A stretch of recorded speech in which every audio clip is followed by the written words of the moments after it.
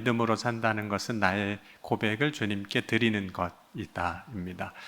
그래서 먼저 우리가 믿음으로 사는 것에 대해서 가서 예배하는 것이다 라고 말씀을 드렸고, 동시에 우리가 가서 하나님 앞에 예배하는 것이란 우리의 마음을 하나님 앞에 두는 것이다. 그리고 우리가 믿음으로 산다는 것은 주님이 나에게 뭐라고 말씀하시는가, 주님의 음성에 귀를 기울이며 사는 삶이다 라고 말씀을 드렸습니다. 그리고 거기에 더하여서 오늘 믿음으로 산다는 것은 나의 고백을 주님 앞에 드리는 것입니다. 근데 나의 고백을 주님 앞에 드린다는 게 도대체 어떤 것일까요?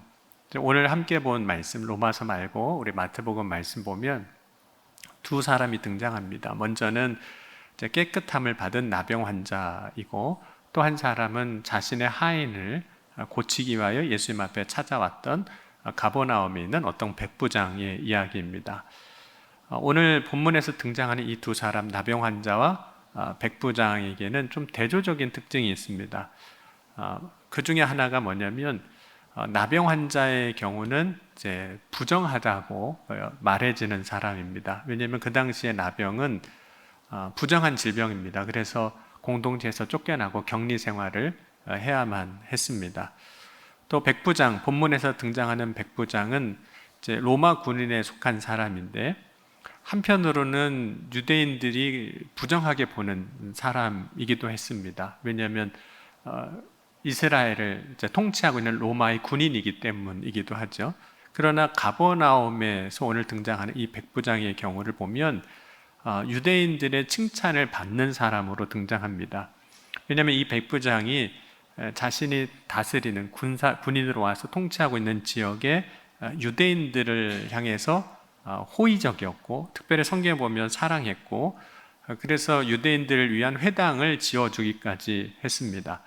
누가복음에서 보면 유대인들이 오히려 예수님께 나와서 이 백부장을 위하여 그의 종을 구해 주시기를, 그의 종이 낫게 해 주기를 간구하는 모습도 있습니다.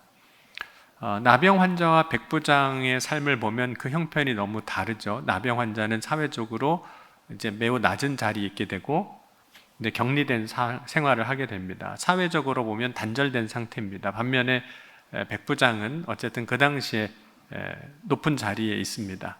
백부장은 힘 있는 사람입니다. 그런데 두 사람 다 사회적으로 아주 낮고 격리되어 있고 외로웠던 나병 환자나 힘 있고 또 한편으로는 사람들이 부러워했던 그 백부장이 오늘 다 예수님께로 나왔다는 겁니다. 가난한 자나 부한 자나 힘 없는 사람이나 힘 있는 사람이나 다 예수님 앞에 나왔습니다. 그 이유는 한 가지입니다. 여러분, 우리가 인생을 살아갈 때 가난하고 부하거나 힘이 있거나 없거나 상관없이 우리의 힘으로 해결할 수 없는 문제가 반드시 있기 때문입니다. 물론 백부장의 경우를 보면 자신의 직접적인 문제는 아니죠. 자녀의 문제도 아니고 가족의 문제도 아니고 종의 문제였습니다. 그 당시에 종은 사고 팔 수 있는 물건처럼 취급되는 대상이었습니다. 하지만 백부장은 그럼에도 불구하고 자신의 종을 사랑하고 있었습니다. 그래서 백부장은 종의 문제를 다른 사람과 다르게 보고 있는 거죠. 내 문제가 아닌 것으로 그냥 처리해도 되지만 마치 종의 문제지만 내 문제처럼 생각하고 여겼습니다. 그럼 나병 환자가 오늘 이제 예수님을 찾아왔습니다. 나병 환자가 예수님 앞에 찾아와서 뭘 구했을까요? 여러분 같으면 여러분이 나병 환자라면 예수님 앞에 찾아가서 무엇을 구하시겠습니까? 나병 환자는 내 이 몸이 깨끗해지기를 원합니다. 이렇게 구합니다. 그럼 백부장은 예수님 앞에 무엇을 구했을까요? 백부장의 하인이 중풍병으로 집에 누워 있었고 몹시 괴로워하고 있었습니다. 그래서 예수님 앞에 백부장이 찾아가서 이 종을 고쳐주시기를 원합니다. 이렇게 고백을 합니다. 모두가 다 이제 낫기를 원했습니다. 그런데 이들의 이 간구, 예수님 앞에 찾아와서 구하는 이 기도 속에는 이런 고백이 사실 담겨 있는 거예요. 예수님이 능히 나의 문제 혹은 내가 관심 가지고 있는 문제를 해결해 주실 수 있다는 믿음을 가지고 있는 겁니다. 이 믿음이 없으면 절대로 예수님 앞에 나오지도 않았을 것이고 그 문제를 구하지도 않았을 겁니다. 이들의 간구, 어쩌면 단순한 외침이거나 부르짖음일 수 있지만 그 외침과 그 부르짖음 가운데는 이들의 믿음의 고백이 담겨 있는 거죠. 여러분, 오늘 이 시간 우리가 어떻게 믿음을 고백하냐면 하나님 앞에 기도할 때 그 기도가 우리의 믿음의 고백인 겁니다. 여러분, 나병 환자의 경우 예수님께 주여 원하시면 저를 깨끗게 하실 수 있나이다 라고 고백을 합니다. 여러분, 귀신 들린 아들을 둔 아버지가 예수님 앞에 찾아왔을 때 예수님 앞에 이런 고백을 한 적이 있었어요. 그러나 무엇을 하실 수 있거든 우리를 불쌍히 여기사 도와주옵소서. 이때 예수님께서 그 아버지를 보고 이렇게 말씀하셨어요. 할 수만 있거든이 무슨 말이냐. 할 수만 있거든이 무슨 말이냐. 왜냐하면 예수님은 능히 하지 못하실 일이 없으시기 때문입니다. 이때 예수님께서 할 수만 있거든이 무슨 말이냐. 믿는 자에게는 능치 못함이 없느니라고 말씀해 주셨습니다. 그러니까 여러분, 우리의 고백인 거죠. 그러니까 여러분, 우리의 기도를 보면 거기에 우리의 믿음의 고백이 그대로 다 담겨 있습니다. 그런데 오늘 이제 등장하는 나병 환자뿐만 아니라 이 백부장이 자신의 믿음을 이제 고백하는데 예수님께서 백부장의 그 간구를 들으시고 백부장이 이렇게 말씀을 해주세요. 친히 내가 너와 함께 가겠다. 가서 고쳐주겠다. 오늘 마태복음 8장 7절 보면 내가 가서 고쳐주리라 이렇게 예수님이 말씀하셨어요. 예수님이 이렇게 말씀하시면 대부분 예수님과 함께 자신의 집으로 가는 것으로 끝납니다. 우리가 마가복음을 가지고 계속 주일날마다 오전에 말씀을 나누고 있는데 마가복음 5장에 보면 회당장 야이로의 이야기가 나옵니다. 자기의 딸이 죽을 병에 걸렸을 때 예수님 앞에 찾아오게 되죠. 그때 예수님께서 이 회당장 야이로의 집으로 가십니다. 가시는 것으로 충분했어요. 가시는 것만으로도 감사했어요. 마가복음 5장 22절, 24절에 보면 회당장 중에 하나인 야이로라 하는 이가 와서 예수를 보고 발 아래 엎드려 간곡히 구하여 이르되 내 어린 딸이 죽게 되었사오니 오셔서 그 위에 손을 얹으사 그로 구원을 받아 살게 하소서 하거늘 이에 그와 함께 가실새 큰 무리가 따라가며 애워싸 밀더라. 그런데 오늘 이제 백부장의 경우를 보면 예수님이 그 집에 오시겠다고, 그래서 그 하인을 고쳐주시겠다고 말씀하셨음에도 불구하고 이 백부장은 예수님께 저희 집에 오시지 않으셔도 됩니다 이렇게 얘기를 합니다. 그리고 다음과 같은 믿음의 고백을 하게 되는 겁니다. 우리 마태복음 8장 8절과 9절은 한번 같이 읽어보겠습니다. 마태복음 8장 8절과 9절입니다. 같이 읽겠습니다. 백부장이 대답하여 이르되 주여 내 집에 들어오심을 나는 감당하지 못하겠사오니 다만 말씀으로만 하옵소서. 그러면 내 하인이 낫겠사옵나이다. 나도 남의 수하 있는 사람이요 내 아래에도 군사가 있으니 이더러 가라 하면 가고 저더러 오라 하면 오고 내 정도로 이것을 하라 하면 하나이다. 백부장이 예수님 앞에 예수님이 오신다고 하니까 안 오셔도 됩니다. 왜냐하면 저는 예수님이 말씀만 하셔도 제 하인이 고침을 받을 것을 믿습니다. 이 믿음의 고백을 이 백부장이 하고 있는 거죠. 말씀만으로도 충분하다는 고백을 합니다. 여러분은 어떠세요? 여러분은 말씀만으로도 충분하시죠? 네. 그러니까 오늘 이제 집으로 가실 때는 이제 할렐루야 하고 가시면 되는 겁니다. 그렇죠? 근데 예수님이 이 백부장의 이 믿음을 보시고 이렇게 칭찬하세요. 이스라엘 중에 이만한 믿음을 만나보지 못했다. 여러분, 이 백부장이 믿음으로는 아브라함과 이삭과 야곱과 함께 천국에 있으리라고 축복을 해주십니다. 그리고 그의 믿음대로 되게 하셨어요. 그래서 백부장이 말씀만 하십시오. 그래도 제가 제 하인이 나을 걸 믿습니다 하니까 예수님께서 말씀하실 때 즉시로 그 하인이 낫게 하셨습니다. 그러니까 여러분, 우리의 믿음의 고백은 사실 어떤 특정한 상황 속에서도 우리의 믿음의 고백을 하기도 하지만 그렇지 않은 상황에서도 이런 믿음의 고백들이 있게 되는 거죠. 여러분, 우리의 믿음이 언제 드러날까요? 특별히 하나님께 기도할 수밖에 없는 상황에 우리의 믿음이 드러나기도 합니다. 여러분, 기도할 때 여러분 어떠세요? 기도 제목이 생기시면 감사하시죠? 네, 잘 들으셔야 됩니다. 기도 제목이 생기면 감사하시죠?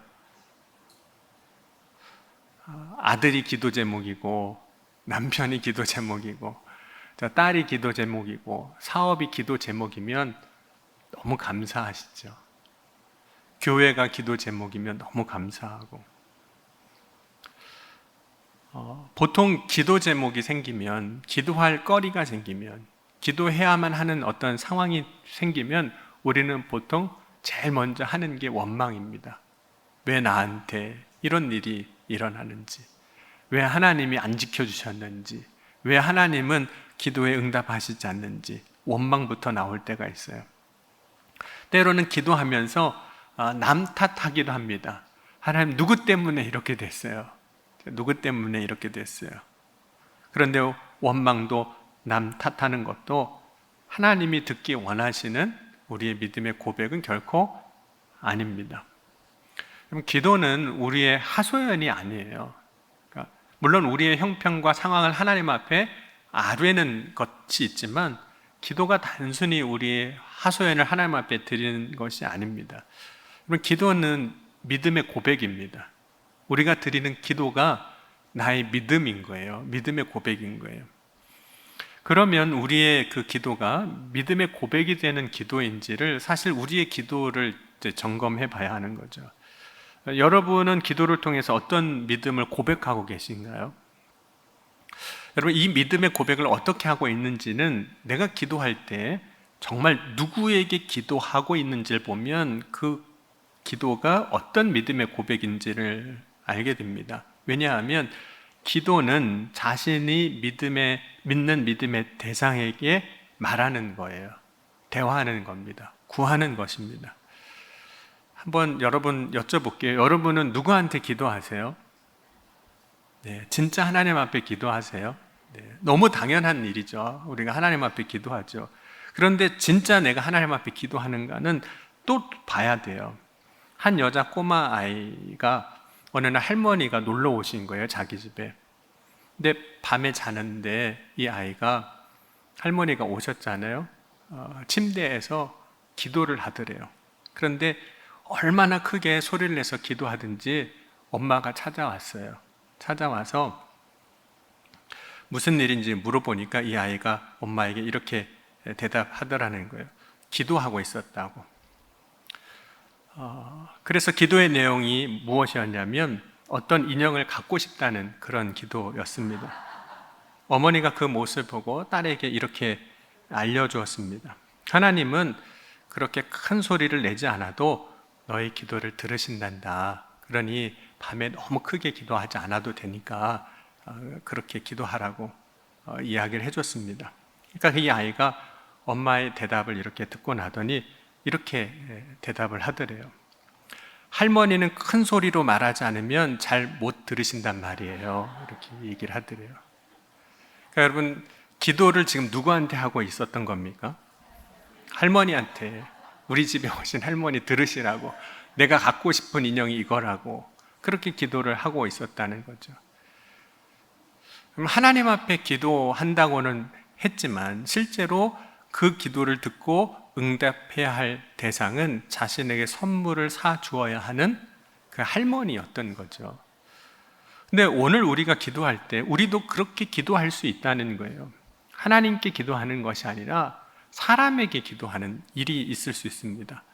내가 기도하는 것을 똑똑히 누군가 들으라고 기도하는 거죠. 근데 실제로 유대인들도 그렇게 하고 있었어요. 예수님께서 기도에 대해서 가르쳐 주실 때 외식하는 자들과 같이 기도하지 말라고 하시면서 이렇게 말씀하셨습니다. 마태복음 6장 5절과 6절에 보면 또 너희는 기도할 때 외식하는 자와 같이 하지 말라. 그들은 사람에게 보이려고 회당과 큰 거리 어귀에 서서 기도하기를 좋아하느니라. 내가 진실로 너희에게 이르노니 그들은 자기의 상을 이미 받았느니라. 너는 기도할 때 내 골방에 들어가 문을 닫고 은밀한 중에 계신 내 아버지께 기도하라. 은밀한 중에 보시는 내 아버지께서 갚으시리라. 여러분, 유대인 중에서 외식하는 사람들이 기도할 때 기도의 대상을 실상 사람에게 두고 있었다는 거예요. 내가 어떻게 기도하는지를 보라는 거예요.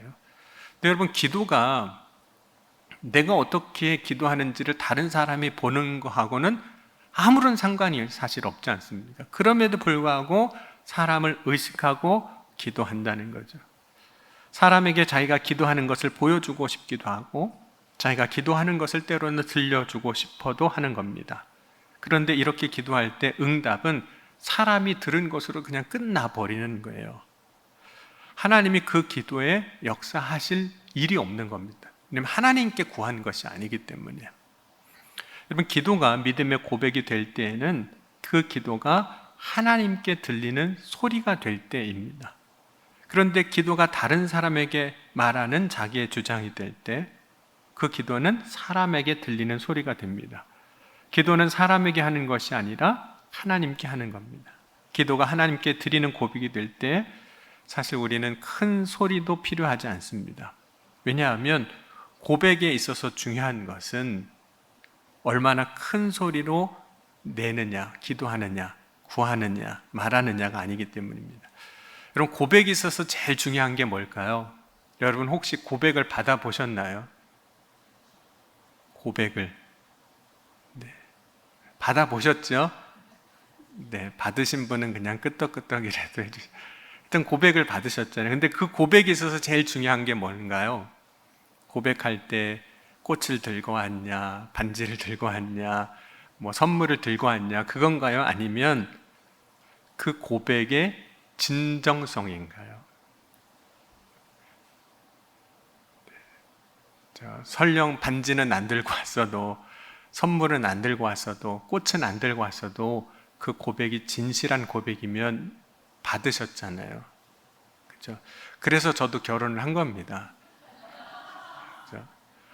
꽃은 안 들고 갔는데 반지는 안 들고 갔는데, 또 고백에 있어서 중요한 것은 진정성이에요. 이 고백이 진짜 고백이냐 하는 거예요. 그 마음의 고백이냐. 여러분, 우리는 여러 가지 형태로 믿음의 고백을 하게 됩니다. 한 여인이 자신의 향유 옥합을 가지고 와서 예수님의 발 앞에서 그걸 깨고 붓습니다. 누가복음 7장 36절 보면 한 바리새인이 예수께 자기와 함께 잡수시기를 청하니 이에 바리새인의 집에 들어가 앉으셨을 때 그 동네에 죄를 지은 한 여자가 있어 예수께서 바리새인의 집에 계심을 알고 향유 담은 옥합을 가지고 와서 예수의 뒤로 그 발 곁에 서서 울며 눈물로 그 발을 적시고 자기의 머리털로 닦고 그 발에 입을 맞추고 향유를 부으니. 이때 여인이 예수님께 향유 붓는 이 상황을 이렇게 보면 예수님께 이 여인은 아무 말도 하지 않습니다. 그저 울기만 하고 있어요. 그리고 자신의 머리털로 예수님의 발을 적시고 닦고 있었습니다. 그리고 그 발에 입 맞추는 일을 하고 있을 뿐이에요. 이때 주변에서 사람들은 이 여인의 행위를 보고 이만저만 비난하는 것이 아니었습니다. 이 여인이 부은 향유는 대략 300데나리온이나 되는데 그 비싼 것을 허비한다고 비난하는 사람들이 있는가 하면 이 여자가 누구인지를 알았더라면 이 여자가 하는 일을 예수님께서 가만두지 않았을 거라고. 이 여인이 어떤 여자인지에 대해서는 말하고 있지는 않습니다, 구체적으로. 그런데 이 여인은 그 당시에 동네에서 비난받는 사람이었다는 거예요. 죄 지은 것으로 인해서. 비난으로 가득하는 그 순간 예수님은 이 여인을 향해서 이 한 말씀만 하시는 거예요. 누가복음 7장 50절 말씀입니다. 한번 같이 보겠습니다. 누가복음 7장 50절입니다.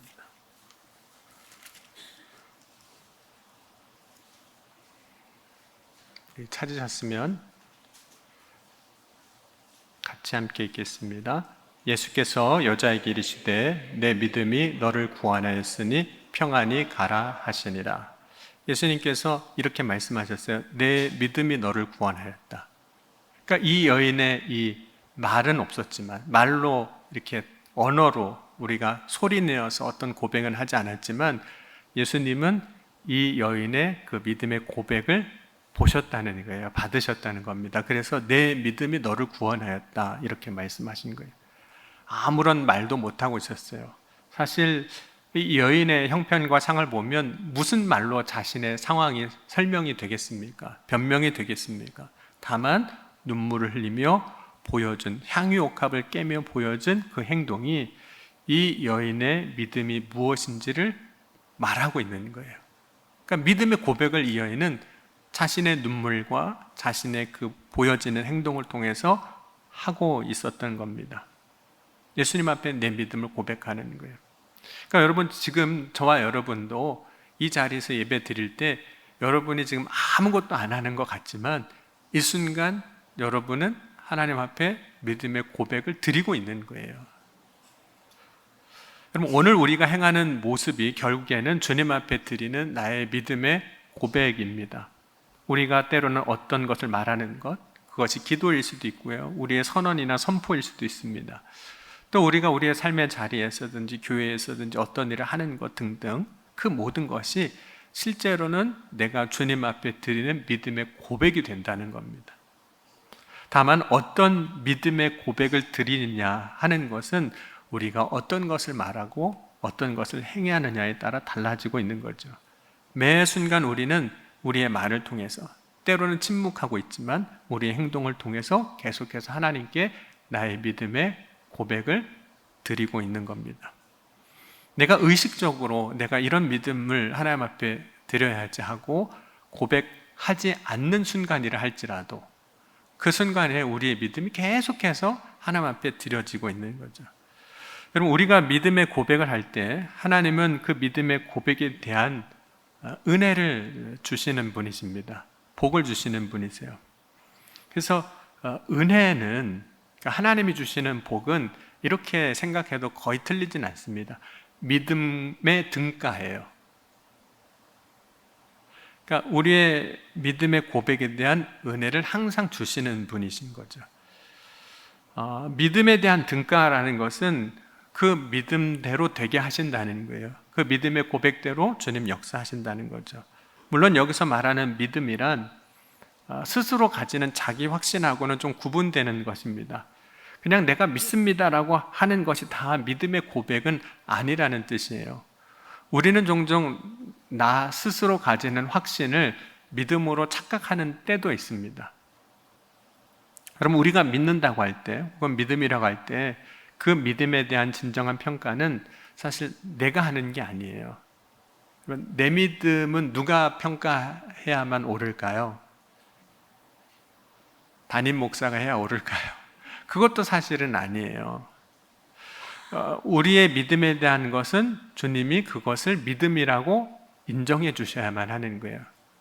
혹은 그 믿음이 다른 사람의 평가를 통해서 이렇게 간접적으로 보여질 수는 있죠.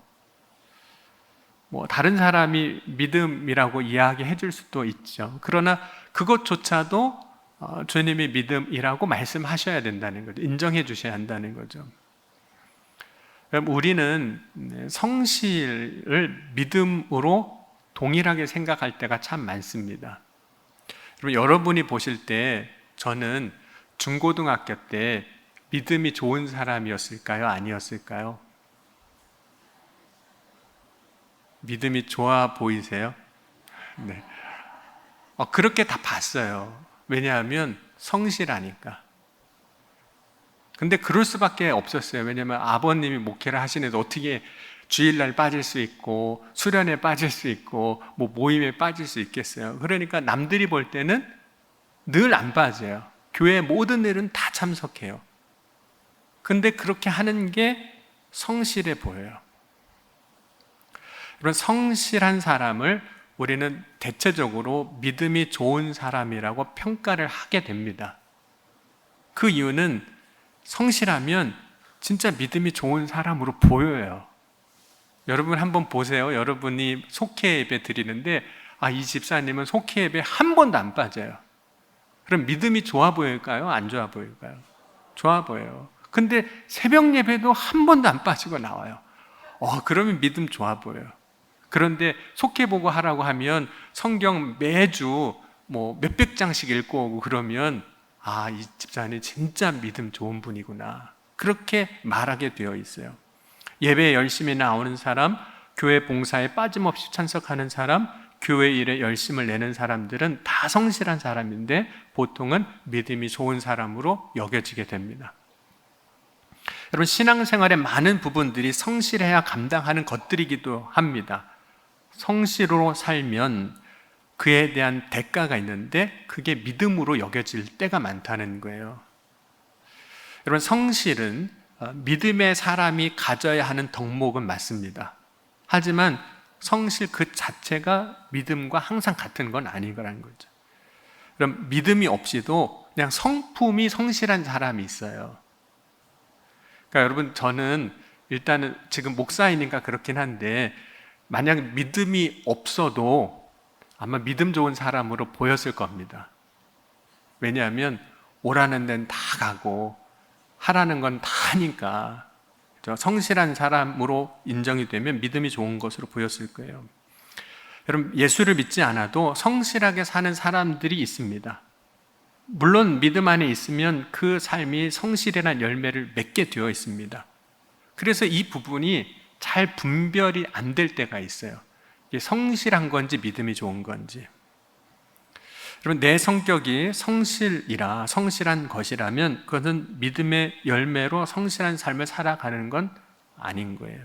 그럼 골로새서 3장 22절, 23절 보면 종들아 모든 일에 육신의 상전들에게 순종하되 사람을 기쁘게 하는 자와 같이 눈가림만 하지 말고 오직 주를 두려워하여 성실한 마음으로 하라. 무슨 일을 하든지 마음을 다하여 주께 하듯 하고 사람에게 하듯 하지 말라. 여러분, 진짜 성실은 어떤 것이라고 골로새서에서 말씀하고 있느냐면 모든 일을 사람에게 하듯 하지 말고 주님께 하듯 하는 것이라는 거예요. 여러분, 내가 오늘 누구를 만나든지 주님께 한다라고 생각하고 그 사람을 대한다면 그 삶은 어떨까요? 내가 오늘 무엇을 하든지 그 일을 주님께 하는 것이라고 한다면 그 일은 어떤 모습으로 나올까요? 아마 매 순간 누구를 만나든지 무슨 말을 하든지 어떤 일을 하든지 그것이 그 사람의 믿음의 고백이 될 겁니다. 여러분, 예배 시간에만 혹은 기도 시간에만 나의 믿음의 고백을 드리는 것이 아니라 실제로는 나의 삶의 자리에서 우리는 계속해서 주님께 나의 믿음을 고백하고 있는 거예요. 다만 그 믿음이 진짜 형편없는 믿음일 수도 있고 정말 주님이 기뻐하시는 그런 믿음으로 주님 앞에 드리는 믿음의 고백이 되기도 하는 겁니다.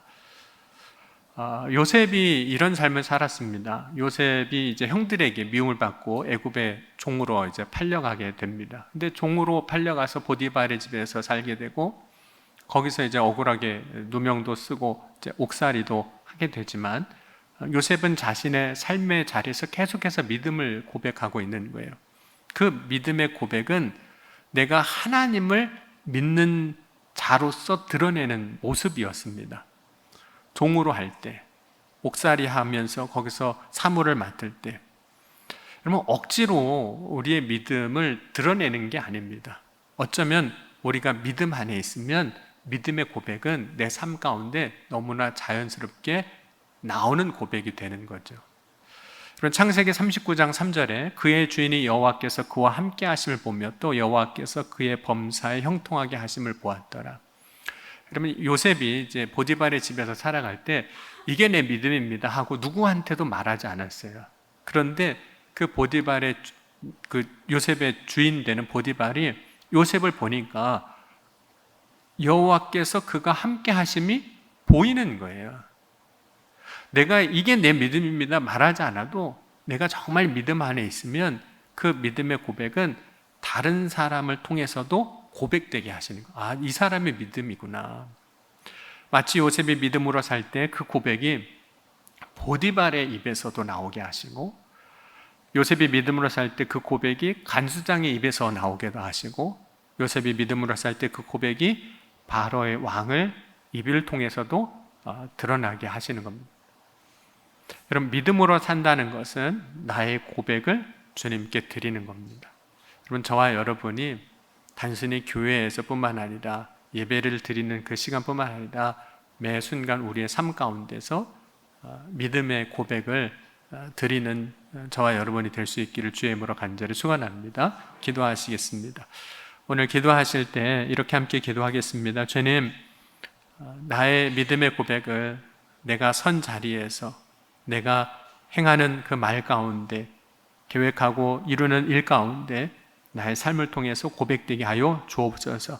그래 살아 역사하신 하나님이 그래 나를 통해서 증거되고 또한 나의 삶 가운데 증거되는 그 믿음의 고백 가운데 하나님이 역사하신 놀라운 축복의 은혜를 누리게 하여 주옵소서. 우리의 믿음의 고백에 주님은 능히 늘 같은 값으로 역사하시고 축복하여 주시는 하나님이신 것을 믿습니다. 그 하나님을 기대하고 소망하며 믿음으로 살게 하여 주옵소서. 이 시간 함께 우리 통성으로 기도하시겠습니다. 지금도 살아계시고 역사하신 하나님 아버지 감사합니다. 오늘 이 시간도 우리의 믿음의 고백을 주님 앞에 드립니다. 나의 삶의 매 순간순간 주님 앞에 드리는 나의 믿음의 고백이 주님 온전히 주님 앞에 상달리게 하시고 그 믿음의 고백대로 역사하시는 주님의 놀라운 은혜가 우리의 삶의 축복으로 결실로 은혜로 맺어지게 하여 주옵소서. 오늘도 주님께서 우리 가운데 행하여 이루신 줄 믿습니다. 주여 인도하여 주옵소서. 주여 충만하게 하여 주옵소서. 살아 역사하신 주님만을 날마다 고백하는 믿음의 삶으로 오늘 이 시간 우리를 세워 주옵소서. 주님 역사하실 것을 믿습니다. 사랑의 주님 감사합니다. 매 순간 나의 믿음의 고백을 주님 앞에 드립니다. 그 믿음의 고백 가운데 주님 주시는 놀라운 은혜가 축복이 있음을 믿습니다. 나의 믿음의 고백 가운데 역사하신 주님의 그 놀라운 은혜로 오늘도 넉넉히 이기는 승리의 삶을 사는 주님의 자녀들이 다 되게 하여 주옵소서. 주님께서 오늘도 함께 예배하는 모든 성도들 가운데 역사하시고 그 믿음의 고백을 받으시고 그 믿음의 고백 가운데 놀라운 축복의 열매들을 거두게 하여 주신 줄 믿사오며 사랑이 많으신 우리 주 예수 그리스도의 이름으로 감사하며 간절히 기도하옵나이다. 아멘.